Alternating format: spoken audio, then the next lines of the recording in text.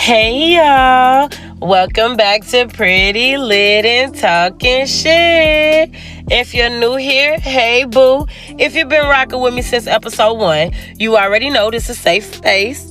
This is where we roll up, pour a little drinky drink, maybe light a candle if you're feeling a little classy today, and talk about the shit people sweep under the rug.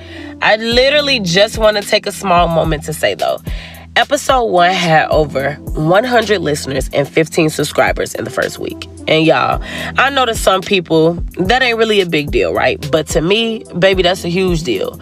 Starting something from scratch and putting your real self out there is really, really scary. So from the bottom of my heart, I really and truly thank and appreciate everybody that's listening and tuning in. Y'all really don't understand how much it means to me.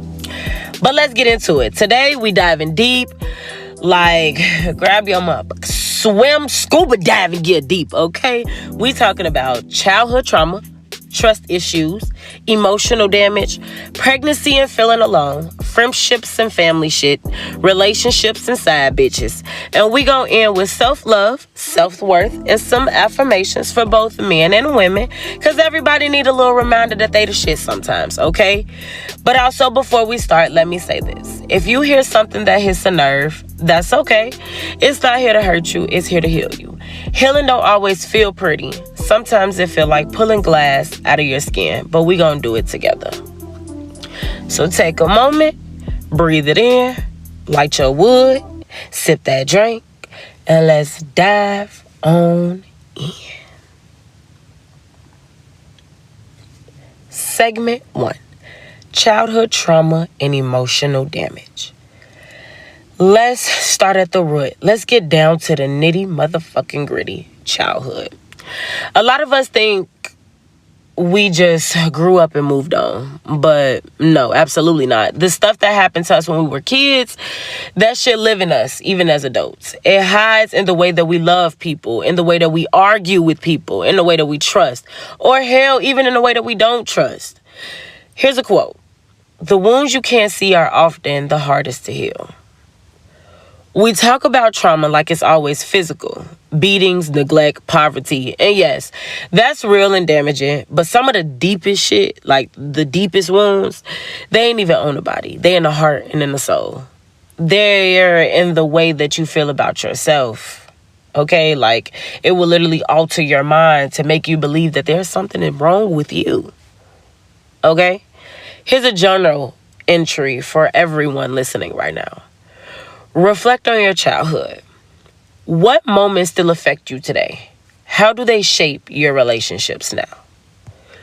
Some of y'all had parents who never hit you, but they broke you down emotionally every single chance they got. Made you feel like you never be enough. Told you your dreams were fucking stupid. Ignore you when you really just needed some emotional comfort. Compared you to other kids until you didn't even know who you were anymore. And we don't talk about it enough. It gets overlooked or ignored because we grown now and we just supposed to get over it. And also, let me mention this. The privileged kids, quote unquote. A roof over their head, food, maybe even a few family vacations out the country. And people looked at them like, what you got to complain about? But behind closed doors, maybe they were the family's emotional punching bag. Maybe they were dealing with SA nobody knew about. Maybe they were smiling at family pictures while real life dying on the inside. That's why I never compare trauma. Pain is pain. And sometimes the invisible wounds cut deeper than the visible ones. Here's another quote. Your pain is the breaking of the shell that encloses your understanding. Now let's talk about how we get through it. Acknowledge your feelings. Allow yourself to feel and recognize the impact of your childhood experiences. Seek professional help. Therapy can provide you with tools to process your emotions and literally understand your past. Practice self-compassion. Treat yourself with kindness as you navigate through your feelings. Segment 2. Trust and how trauma shapes it. All right, y'all. Let's talk about trust. Because, baby, Childhood trauma will have you out here side-eyeing everybody like they plotting against you, okay? It's not even about being paranoid. It's about the fact that the first people who were supposed to protect you and truly show you unconditional love did not. When trust gets broken early, you don't just grow out of it. You carry that shit. It shows up in every relationship you have. Doesn't matter if it's romantic, friendships, family, acquaintances, it shows. You start doing that thing where you start testing people. Y'all know exactly what the fuck I'm talking about. You'll pull back to see if they'll chase you. You start asking questions you already know the answer to just to start seeing if a motherfucker gonna lie about it or not. Just expecting the worst because it's safer than honestly being blindsided again by a new person. Here's a quote. Trust is like a paper. Once it's crumbled, it can't be perfect again. Some of us trust too little, and some of us trust too motherfucking much. Chasing the version of love that we wish we had. That's when you ignore red flags. That's when you accept bare minimum shit because you're scared to lose even just that. Here's a journal entry. Think about your trust issues. How have they affected your relationships? What steps can you take to rebuild trust in yourself and others? For my fellas, listen, I understand that y'all get hurt too. And society tells you not to cry about it. You get cheated on, lied to, abandoned by people you love, and then you're expected to just man the fuck up and move on without unpacking any of that hurt. But see, here's the thing. Unhealed trust issues do not just disappear. They turn into anger. They turn into shutting down. They turn into sabotaging something good because you're waiting for the bad to happen. And for my ladies, a lot of us are tired of being the strong one who forgives, fixes, and tries again. Sometimes we build walls so high nobody can even see us anymore. Or we settle for less, thinking that's all we deserve. But here's the ugly truth. Trust isn't about never getting hurt again. It's about learning who's worth the risk. And sometimes you got to be the one you trust first. Let's talk about how we get through it. Communicate openly. Share your feelings and fears with those you trust. It helps in building transparency. Set boundaries. Let me say it again. Set boundaries. Protect your energy by establishing what is accepted behavior in your relationships. Take small risks. Gradually allow yourself to trust again in safe environments. Whew. Them first two segments was a bit much. Let's take a moment to reflect, breathe, write down some notes if y'all need to. Hit that wood if you need to. Roll another wood if you need to. Pour another glass if you need to. Do what you need to do. I get it. I understand. I'm here. Segment 3. Pregnancy and feeling alone. Nobody really talks about how isolating pregnancy can really be. Everybody's excited for the baby, buying cute clothes, asking about the gender, but how many people actually are checking on the mother? How many are asking, how you feeling today? Here's a quote. Pregnancy is a time of joy, but it can also be a time of deep loneliness. Some women go through pregnancy completely alone, emotionally, mentally, and sometimes even physically. The baby daddy ain't there, family ain't supportive, friends vanish because they really don't know how to show up and what to do, especially if they've never been pregnant or if they've never had a child before. They don't know what to do, so they start disappearing. And you start feeling like you're carrying the weight of the world on your shoulders, not just the weight of carrying a baby. Even if you have people around, you can feel lonely when nobody truly understands what's going on and going through your mind. The body changes, the hormones, the fear, the responsibility. It's all extremely heavy on a woman. And for my men listening too, if your partner is pregnant, please understand this. She may need you financially. Financial support is definitely something that may be needed, and maybe it may not even be needed. But she definitely needs your emotional safety. She needs you to be present, to listen to her, to make her feel like she's not in this by herself. And let's talk about how we get through it. Encourage open dialogue.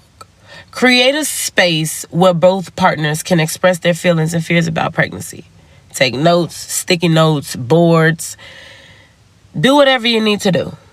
Write it in your phone notes. Send each other text messages about the things that scare you while being pregnant, the things that scare you while preparing, while having a pregnant girlfriend or a pregnant wife. Discuss those things and talk about how you get through them. Build a support network. Surround yourselves with friends and family who can provide that emotional support. Prioritize self-care. Prioritize self-care. Prioritize self-care. Both partners should take time for themselves, whether through hobbies, relaxation, or seeking professional help. Segment 4. Friendship, family, and boundaries.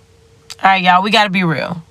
Not everybody whose family is safe, and not everybody who you say your friend is your motherfucking friend, okay? Childhood trauma will really have you clinging on to people just because you've known them forever. But longevity doesn't equal loyalty. One more time. Longevity doesn't equal loyalty. Here's a quote. Boundaries aren't walls. They're gates that allow you to protect your peace. Some family members are toxic, fucking period. And it's okay to love people from a distance if being close to them is costing you your motherfucking peace. Same with friendships. If every conversation starts to feel like a competition, if they disappear when you need them the most, but then when they need you, they magically popping up and appearing, that ain't a friend. That's called convenience. Boundaries are love for yourself. And people who get mad at your boundaries, those are the ones benefiting from you not having any. How do we get through this? Identify toxic relationships. Reflect on which relationship drain you and decide if they're worth maintaining. Communicate your boundaries. Clearly express what you need from friends and family. Practice saying no. It's okay to prioritize your mental health over pleasing others. Segment 5. Relationships, side chicks, and self-worth. Let's talk about side chicks. And I'm not glorifying it. I promise I'm not glorifying it, y'all. I'm just explaining it. A lot of side girls don't start off saying, yeah, I want to be the other woman. Sometimes they don't even know they are the other woman until their feelings are already involved. Now, you got some times where they do know, but they're in a place where their self-worth is so damn low, so they accept crumbs instead of holding out for a full meal. Here's a quote. You teach people how to treat you by what you allow. And for my women, please hear me. The man who will cheat with you will cheat on you, dumbass. The man who will cheat with you will cheat on you, dumbass. The man who will cheat with you will cheat on you, dumbass. And if you know he's taken and you still proceed, you're not just hurting his girl, you're hurting yourself. You're literally only teaching yourself that you're okay with being a second choice. And for my man, stop playing with these motherfucking women for your damn ego, okay? Stop keeping options in case shit don't work out. That's not manhood, dummy. That's fear disguised as control. How do we get through it? Know your motherfucking worth, okay? Reflect on what you truly deserve in a relationship and don't settle for shit less. Communicate expectations.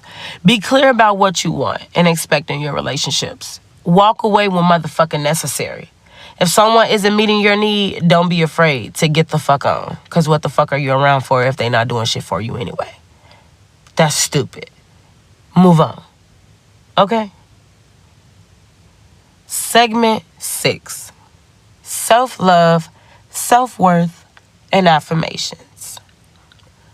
Before we close, I want to remind y'all, you are not what happened to you. You are not the mistakes you made when you were hurting. You are not unworthy of love just because someone else failed to give it to you.